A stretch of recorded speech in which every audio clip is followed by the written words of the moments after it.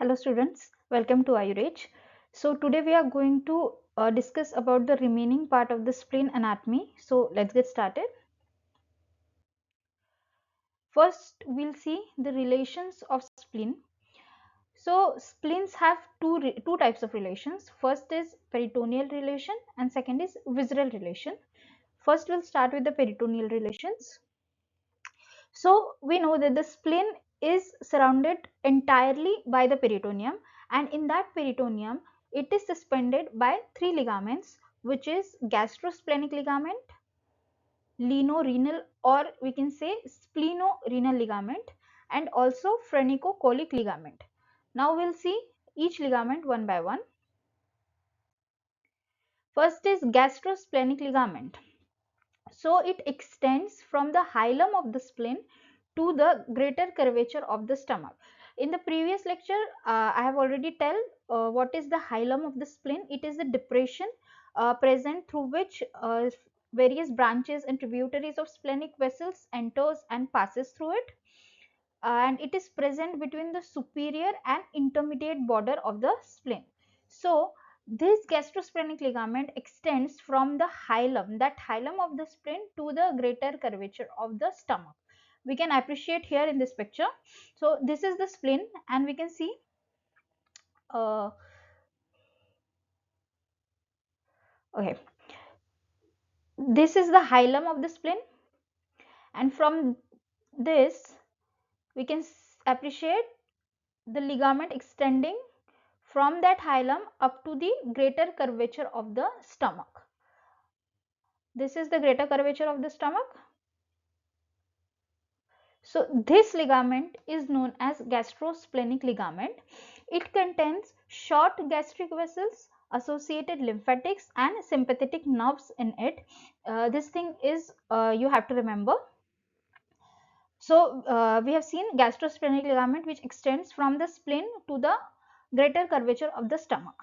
Next is linorenal, or also known as splenorenal ligament. So it extends from the hilum to the anterior surface of the left kidney. So when we are talking about relations, we know that the spleen is related posteriorly with the kidney, with the left side of the kidney. So the ligament which joins the spleen with that kidney, or make it intact with that kidney, is the linorenal or the splenorenal ligament, which also extends from the hilum of the kidney, and it goes backward to the anterior surface of the left kidney, as we can appreciate here in this picture. We can see this is the spleen and this is the left kidney. So the ligament which is extending from the spleen up to the anterior surface of the left kidney is known as linorenal or splenorenal ligament. This ligament makes attachment of the spleen to the left kidney. And what this ligament contains is the tail of pancreas, splenic vessels, pancreatico-splenic lymph nodes, lymphatics, and sympathetic nerves. So all this contains, you have to remember, and the most important thing in it is that it contains tail of pancreas. It is the most important thing that you should be remember, that the tail of pancreas lies in the linorenal or splenorenal ligament. Okay, so we have seen two types of ligament. First, just give me a second. Okay, so we have seen two types of ligament. First is gastrosplenic ligament, which extends from the hilum of the spleen up to the greater curvature of the stomach, as we can see here. And second ligament is the linorenal or splenorenal ligament, which extends again from the hilum of the spleen, but it goes backward and attached to the anterior surface of the left kidney, and it contains tail of pancreas and other vessels and lymph nodes. Okay, moving on. Now the third ligament, which is phrenicocholic ligament. So in previous slide we have seen gastrosplenic and linorenal ligament which directly attach to the spleen. But this third ligament, which is phrenicocholic ligament, this ligament is not directly attached to the spleen. It gives indirect support to the spleen. It is not directly attached but supports its anterior end. So it supports the anterior end of the spleen, but it is not directly attached with the spleen. It is a horizontal fold of peritoneum. It extends from the splenic flexure of the colon to the diaphragm opposite to the 11th rib. So the passage of this ligament is, it extends from the splenic flexure, as we can appreciate here. This will be a splenic flexure of colon. So this ligament extends from the splenic flexure and goes up to the splenic flexure of colon and goes up to the diaphragm, which is present here. Okay, so the phrenicocholic ligament extends from splenic flexure of colon up to the diaphragm, and let's assume that spleen is present somewhere here. So spleen is present here. This is spleen. Okay. So what does this ligament do is, it extends from the splenic flexure and goes up to the diaphragm opposite to the 11th rib, and in this passage it passes through the anterior end of the spleen. This is the anterior end of the spleen. So this ligament passes through the anterior end of the spleen and so supports the spleen. That's why it is an indirect supply. It is not directly attached with the spleen. Okay, let me erase this. And this ligament is also called as sustentaculum linis. So we have seen three ligaments. First is gastrosplenic ligament, second is splenorenal or linorenal ligament, and third is phrenicocholic ligament. The first two ligaments supports directly to the spleen, provide direct support to the spleen, but phrenicocholic ligament provide indirect support. Moving on. So we have seen peritoneal relation. Now we'll learn about the visceral relation of the spleen. So we know that the spleen has two surfaces. First is visceral surface, which is attached to the other visceral organs, and second is the diaphragmatic surface, which is related with the diaphragm. So first we'll see the relation of visceral surface. So it is related with the fundus of stomach. It is related with the fundus of stomach, and the part in which the fundus of stomach is attached with the spleen, that part is known as gastric impression, as it shows an impression of stomach. So this gastric impression is present between superior and intermediate border. We can appreciate here in this picture. So we know that this is a superior border which is notched, and this is our intermediate border. So the concavity we can see between these two borders, this concavity or this impression is known as gastric impression. It is present between superior and intermediate border. In this picture we can appreciate. So this is the spleen. Let me mark it for you. This is the spleen, the blue marking, and the stomach.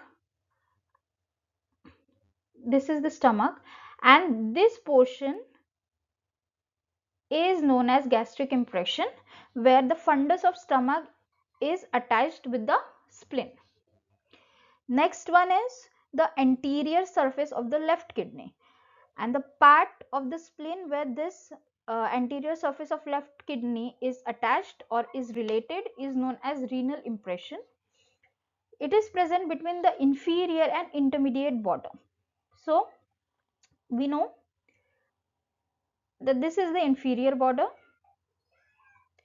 So between inferior and intermediate border, we'll see again a concavity present here. This surface is known as, or this part is known as renal impression. Here the anterior surface of left kidney is attached, or the spleen is related with the anterior surface of the left kidney in this part. We can appreciate here in this picture.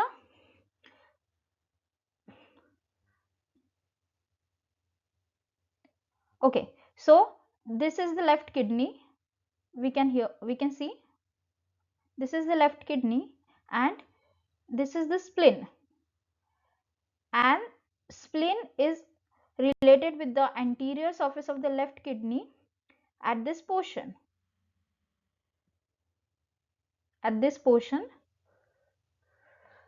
which is known as the renal impression. Okay, next relation will be the splenic flexure of colon. So spleen is related with the splenic flexure of colon in a part known as splenic impression. So it is a triangular area adjoining the anterior end of the spleen. So we can appreciate here, this is the anterior end of the spleen, we know, and the triangular area which adjoins the anterior end of the spleen, this area is what we call a splenic impression, or in this area the splenic flexure of colon relates with the spleen. Its lower part is related to the phrenicocholic ligament. So in a previous slide we have learned about the phrenicocholic ligament, and I told you that phrenicocholic ligament does not provide direct support to the spleen, but it provides indirect support, and it passes beside the spleen and goes from splenic flexure of colon up to the diaphragm. So in this part the phrenicocholic ligament is attached with the spleen. So this will be a phrenicocholic ligament. Okay, and it is related at this part, which is the triangular area adjoining the anterior end of the spleen, and which is also known as a splenic impression of the spleen. Next is, okay, let me erase this first. Okay, next is the tail of pancreas, which is known as pancreatic impression. The part where the tail of pancreas is related with the spleen, that part is known as pancreatic impression, and this pancreatic impression is present between the hilum and the colic impression. So we know that this is the hilum of the spleen, this is the hilum of the spleen, and this is the colic impression of the spleen. Okay, colic impression, or we can say splenic impression. So the part between these two parts, this part is known as the pancreatic impression, as the tail of pancreas relate with the spleen at this part. So we have seen four types of impression. First is gastric impression, second is renal impression, third is colic impression, and fourth is tail of pancreas or pancreatic impression. And we can also appreciate here in this picture how the tail of pancreas is related with the spleen. As you can see here, this is the tail of pancreas which is related with the spleen in between the hilum and colic impression. Okay, moving on, we can appreciate here in a bigger picture all the impressions. So this is the gastric impression present between the superior border, this is the superior border of the spleen, and intermediate border. Okay, this will be a gastric impression. Now next is the renal impression. So this will be a renal impression. Let me use another color. This is the renal impression which is present between the intermediate border and the inferior border. Okay, so this is the renal impression. Now third one is the Third one is the colic impression, which is a triangular area near the anterior end of the spleen. So this is the triangular area near the anterior end, and this is known as colic impression. And the last one is the pancreatic impression, which is present in between the in between the colic impression and the hilum. This will be a hilum, and in between the hilum and colic impression we can see the pancreatic impression. This will be a pancreatic impression. So I hope you guys understand all these 4 impressions and all the 3 ligaments of the peritoneum. Okay, moving on. Now we have seen the relations of visceral surface. Now we'll learn about the relations of diaphragmatic surface of the spleen. So diaphragmatic surface is the surface which is directly related with the diaphragm, and it separates the spleen from the costodiaphragmatic recess of pleura, lung, and 9th, 10th and 11th rib of the left side. So first you have to understand what is costodiaphragmatic recess. As we can see here in this picture, you can see we have lungs here, heart, and there is a small space. You can appreciate here, there is a presence of small space at the lower border of the lung near the sides of the chest. Okay, so near the sides of the chest at the lower border of the lung, there is presence of a empty space or potential space in the pleural cavity. That space is known as costodiaphragmatic recess. So what the diaphragm does, so suppose here is the spleen located. Okay, so what the diaphragm does here is it separates that spleen, it separates the spleen from that costodiaphragmatic recess, from lungs and 9th, 10th and 11th rib of the left side. So ribs will be present here. So what the diaphragm does, the diaphragm separates the spleen with the costodiaphragmatic recess of pleura, lung and 9th, 10th and 11th rib of the left side. As we can appreciate here also in the picture. So this is the lung and this is supposed to be the costodiaphragmatic recess. So this diaphragm we can appreciate here. This is the diaphragm. This is the diaphragm of the left side, and inside the diaphragm we can appreciate there is a presence of spleen. So this is the spleen. Okay. So this diaphragm is separating the spleen from the costodiaphragmatic recess, from this costodiaphragmatic recess, from the lungs, and from 9th, 10th and 11th rib of the left side.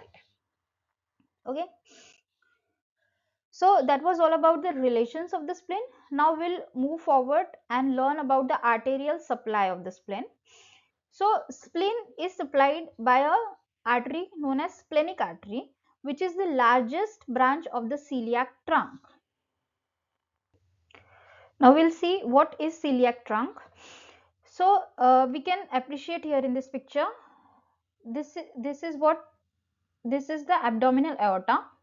You can see this is the abdominal aorta, and the abdominal aorta is giving a branch at the level of T12 vertebra. So at the level of T12 vertebra, abdominal aorta gives off a branch which is known as celiac trunk, as we can see here in this picture. And celiac trunk again divides into 3 branches. So first one is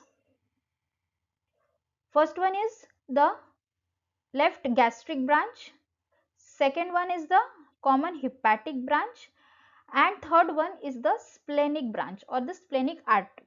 And this splenic artery, which comes from the celiac trunk, which is a branch of the celiac trunk, which in turns is the branch of the abdominal aorta, this splenic artery goes into the spleen and supplies the spleen. Okay.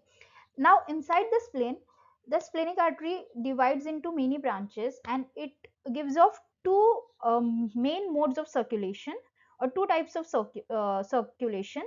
First one is a open circulation or open theory of circulation, and second one is the closed theory of circulation. First one is open and second one is closed theory. Now we'll learn about both this theory in the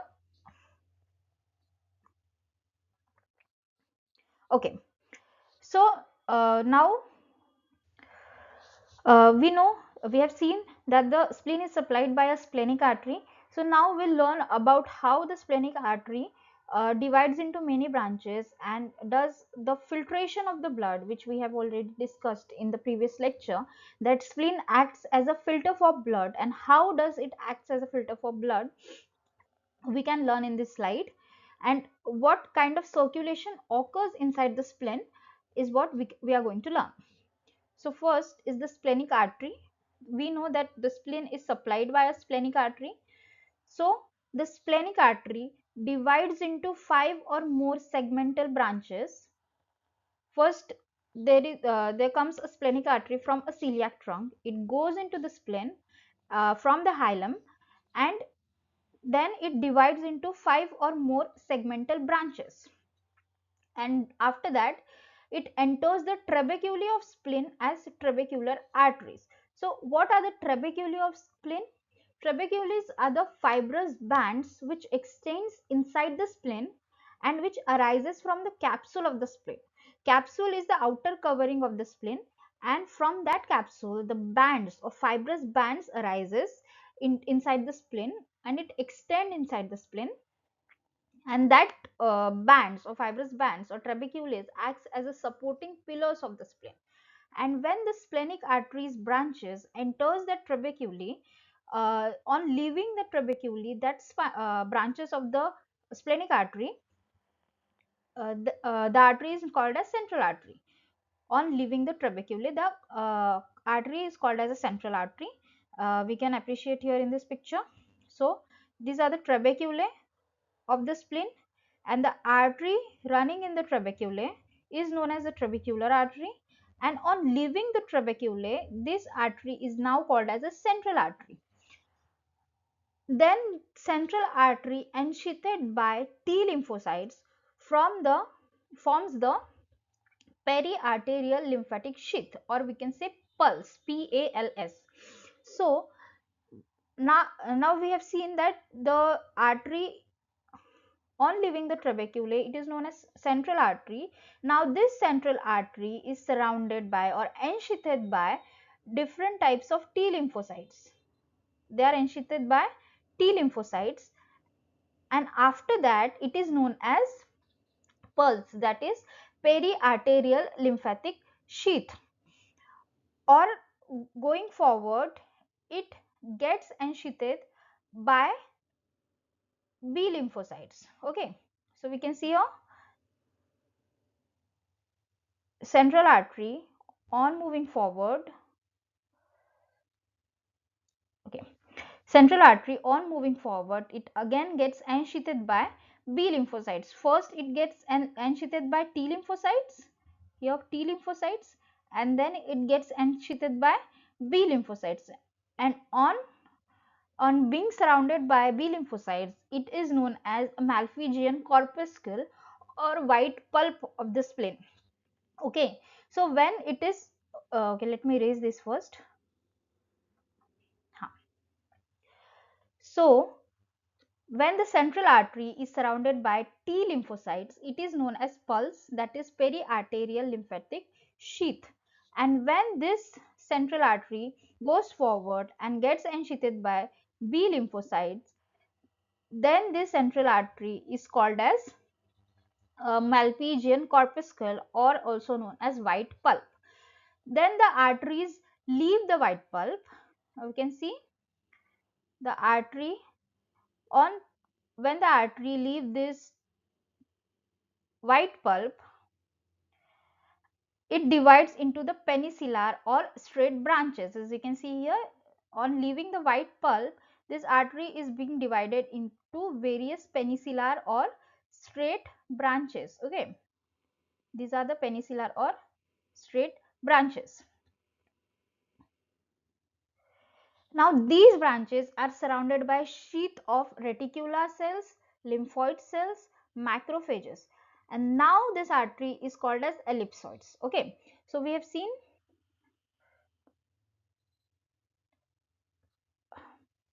let me erase this. Okay, so the artery, on leaving the white pulp, it gets divided into again various peninsular or straight branches, and then these branches gets ensheathed by, we can see here, it gets ensheathed by various types of cells, which is,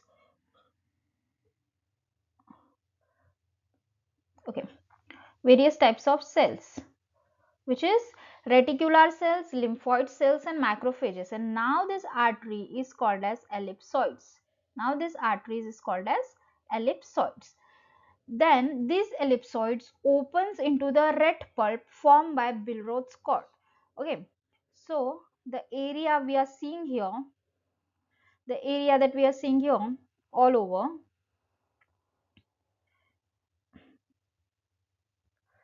this area is all known as red pulp. All the surrounding area is known as red pulp.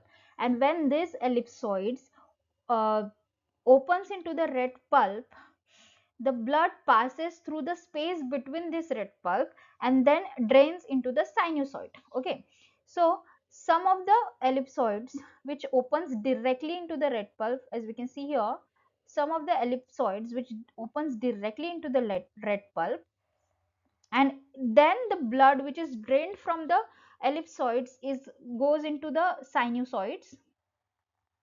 You can see here, these are the sinusoids. So the blood draining from the ellipsoids goes first drained into the red pulp and then goes into the sinusoid. It does not directly attached with the sinusoid, but the ellipsoid first drains blood into red pulp and then into the sinusoid. This theory is called as open theory because there is no direct attachment of the ellipsoids with sinusoid. So that's why it is called as open theory. And when we talk about the closed theory, in closed theory, the ellipsoids are directly attached with the sinusoids, as we can see here. The ellipsoids are directly attached with the sinusoid, so the blood from the ellipsoids is going directly into the sinusoid, which is known as a closed theory. So I hope I'm clear in this. What is open theory and what is closed theory? Now we'll just take a recap of all this process. So splenic artery divides into 5 or more segmental branches first, and then it enters the trabeculae of the spleen, as we can know, we can see here. Okay, so the splenic artery enters into the trabeculae of spleen, and then it is called as trabecular artery, and on leaving the trabeculae of spleen, it is known as a central artery. Then the central artery gets ensheathed firstly by T lymphocytes, and now it is called as periarterial lymphatic sheath, that is PALS, pulse. And then the artery moves forward. The artery on moving forward again gets ensheathed by B lymphocytes, and now it is called as the white pulp or Malpighian corpuscle. And on leaving the white pulp, these artery is again divides into the peninsular or straight branches. Okay, now these peninsular or straight branches then again gets ensheathed by reticular cells, macrophages, and lymphoid cells. Then the ellipsoids opens into the red pulp. The surrounding area that we are seeing here, all the surrounding area is the red pulp, and the ellipsoids blood drains into the red pulp and then goes to the sinusoids. It is not going directly into the sinusoids. Then this is called as open theory. And when the ellipsoids is attached with the sinusoids or drains its blood directly into the sinusoids and not in the red pulp, then this theory is called as a closed theory. Okay, I hope you understand this process. Moving on, then we'll see this venous drainage of spleen. As like the artery, the venous drainage is done by the splenic vein, which drains finally into the portal vein, as we can see here. Splenic vein coming from the hilum of the spleen, and then it drains into the portal vein. Okay. Talking about lymphatic drainage of the spleen, so spleen basically has no lymphatics. Few lymphatics arises from the connective tissue of the capsule of the spleen. The capsule is the outer covering of the spleen, and from that capsule few lymphatics arises, and that lymphatics drains into the pancreatico-splenic lymph nodes, okay, which is situated along the splenic artery. So there will be a lymph node which is present or which is situated along this, which will be situated along this splenic artery. So the lymph nodes may be present around this splenic artery, which drains the lymphatics from the capsule of the spleen. Next is the nerve supply. So the spleen gets its nerve from the autonomic nervous system. Okay, these nerves comes mainly from the sympathetic nerves and not from parasympathetic nerves. Spleen does not have any parasympathetic supply. It only has a sympathetic supply. Okay, sympathetic fibers derive and the sympathetic fibers derive from the celiac plexus. Uh, Okay, and the sympathetic nerves reach the spleen through a network which is a celiac plexus, and that travel along the splenic artery, as we can appreciate here in this picture. This is the celiac plexus which is giving off the sympathetic nerves for the spleen, and that sympathetic nerves travels along the splenic artery. It again forms a one. It again forms a plexus. As we can see here, it's a splenic plexus, and it travels along the artery. As we can see here, the sympathetic nerves are traveling along the splenic artery and is going inside the spleen. So, what do these nerves do? They help in the contraction of the spleen. They control blood flow inside the spleen. Okay, and the important point to be noticed about this is that the spleen has no parasympathetic nerve supply. For any functional importance, the spleen only has a sympathetic nerves, and also it does not have any uh, pain sensation directly, nerves that shows the pain sensation directly. So spleen does not have a parasympathetic supply, and it does not have nerves for the pain sensation. It only has a sympathetic nerves which helps in the contraction of the spleen, and they control the blood flow inside the spleen. Okay,